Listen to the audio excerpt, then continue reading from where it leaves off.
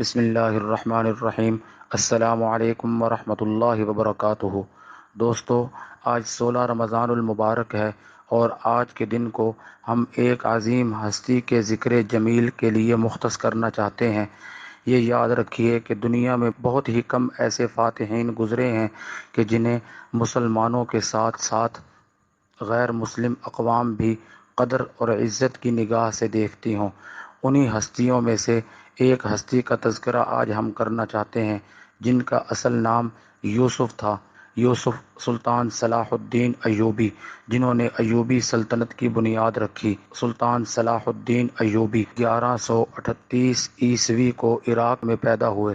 16 رمضان المبارک 564 ہجری کو ان کی حکومت کا قیام معرض وجود میں آیا۔ سلطان صلاح الدین ایوبی صفر 589 ہجری مطابق 1193 عیسوی کو انتقال کر گئے۔ اب ہم ان کے بارے میں، ان کی سیرت کے بارے میں اور ان کی زندگی کے بارے میں چند اہم باتیں آپ حضرات کی خدمت میں پیش کرتے ہیں۔ سلطان صلاح الدین ایوبی کی جو پہلی زندگی ہے اس سے ہمیں کوئی سروکار نہیں، ہم تو اس کی اس زندگی کے بارے میں آپ کو بتانا چاہتے ہیں کہ جو زندگی اس نے اسلام اور مسلمانوں کی خدمت کے لیے وقف کر دی۔ بنیادی طور پر یہ نور الدین زنگی کی فوج میں بھرتی ہوا، پھر اس نے چلتے چلتے انتہائی بہترین مقام حاصل کر لیا۔ سلطان صلاح الدین ایوبی اپنے چچا یعنی شیرکوہ کی وفات کے بعد برسر اقتدار آیا، اور مصر میں جب یہ برسر اقتدار آیا تو اسے بیک وقت اپنوں کی مزاحمت کا بھی سامنا کرنا پڑا اور غیروں کی طرف سے آنے والی مزاحمت کا بھی سامنا کرنا پڑا۔ بہرحال ملت اسلامیہ 6 صدی ہجری میں جب بظاہر اپنے زوال کے دن دیکھ رہی تھی تو اس وقت سلطان صلاح الدین ایوبی امید کی ایک کرن بن کر ابھرا اور دیکھتے ہی دیکھتے پورے عالم پر چھا گیا اور ایک تابندہ ستارہ بن گیا۔ یورپ میں تو اسے آج بھی بہادری اور استقلال کی ایک تابندہ علامت سمجھا جاتا ہے۔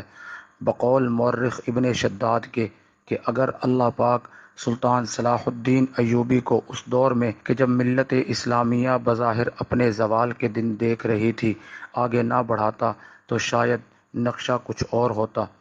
اور سلطان صلاح الدین ایوبی کی فتوحات میں سلطان نور الدین زنگی کا بھی اہم کردار ہے، اسے فراموش ہرگز نہیں کیا جا سکتا۔ سلطان صلاح الدین ایوبی جب برسر اقتدار آئے تو انہیں بھی بیک وقت اپنوں اور غیروں کی طرف سے آنے والی مزاحمت کا سامنا کرنا پڑا۔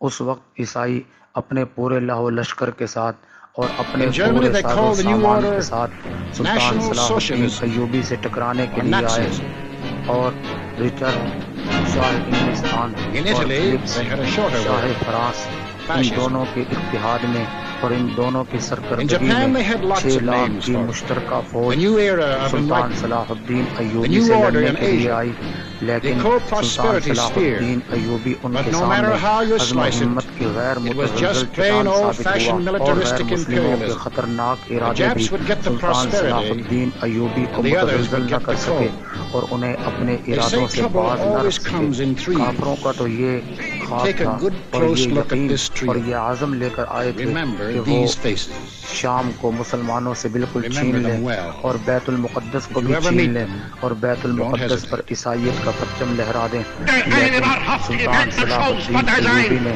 بیت المقدس بھی ان سے لے لیا اور ان کو شام کے ساحلوں سے پیچھے دھکیل دیا۔ ان میں اتنی جرأت نہ ہوئی کہ وہ شام میں پہنچ کر سلطان صلاح الدین ایوبی سے ٹکرا سکے۔ سلطان صلاح الدین ایوبی نے صرف اپنی زندگی کے 6 ماہ لیکن آخری 6 ماہ امن و عافیت سے گزارے، اور اس سے پہلے وہ ایک فیصلہ کن جنگ کے بعد بیت المقدس کا فاتح ٹھہرا۔ سلطان صلاح الدین ایوبی کو لالچ بھی دیے گئے، کہیں عورت کا لالچ، کہیں شہرت کا لالچ اور کہیں اس پر جواسیس مقرر کیے گئے، لیکن ہر معاملے میں سلطان صلاح الدین ایوبی بالکل کامیاب نکلا اور اس کے دامن پر کوئی ایک دھبا بھی نہ لگا سکا۔ جب خلیفہ عازب جو کہ فاطمی خلفاء میں سے آخری خلیفہ تھا، جب اس کا انتقال ہوا اور فاطمی خلفاء کے محلات زر و جواہر سے بھرے پڑے تھے، لیکن تاریخ گواہ ہے کہ سلطان صلاح الدین ایوبی نے ان سے ایک پیسہ بھی اپنی ذات پر خرچ نہ کیا، بلکہ بقول مورخ ابن خلدون کے سلطان صلاح الدین ایوبی نے اس پیسے سے درسگاہیں بنوائیں، سڑکیں بنوائیں، علماء کے وظیفے مقرر کیے اور طلباء کے بھی ماہانہ وظیفے مقرر کیے۔ اس کی آخری زندگی میں عیسائیوں اور مسلمانوں کے آپس میں اچھے تعلقات تھے، اور اگر کوئی عیسائی کسی دوسری جگہ منتقل ہونا چاہتا تو اسے سرکاری خرچ پر دوسری جگہ منتقل کیا جاتا۔ بہت سارے علاقوں سے سلطان صلاح الدین ایوبی نے آب پاشی پر لگان ختم کر دیا اور چنگی پر مسول بھی ختم کر دیا۔ سلطان صلاح الدین ایوبی کو آج بھی اپنوں کی نظروں میں بھی ایک تابندہ ستارہ سمجھا جاتا ہے، اور سلطان صلاح الدین ایوبی کا نام آتے ہی مسلمانوں کے دلوں میں انبساط اور خوشی کی لہر دوڑ جاتی ہے اور زندگی کی نئی حرارت پیدا ہو جاتی ہے، اور یورپ میں بھی اسے عزم و ہمت کا ایک مینار سمجھا جاتا ہے۔ سلطان صلاح الدین ایوبی نے کبھی بھی اپنی ذات کے اوپر ایک پیسہ بھی سرکاری خزانے سے خرچ نہیں کیا، بلکہ جو بھی دولت اسے ہاتھ لگی اور مسلمانوں نے جن جن علاقوں کو فتح کیا، وہ ساری آنے والی دولت اس نے سرکاری خزانے میں اور اسلامی بیت المال میں جمع کروا دی۔ بیواؤں کے ماہانہ وظیفے مقرر کیے، یتیموں کے وظیفے مقرر کیے۔ تاریخ پھر تلاش کرتی ہے، کاش کوئی تو ہو جو سلطان صلاح الدین ایوبی جیسے کام کر کے دکھائے، لیکن بظاہر دور دور دور تک امید کی کرن نظر نہیں آ رہی۔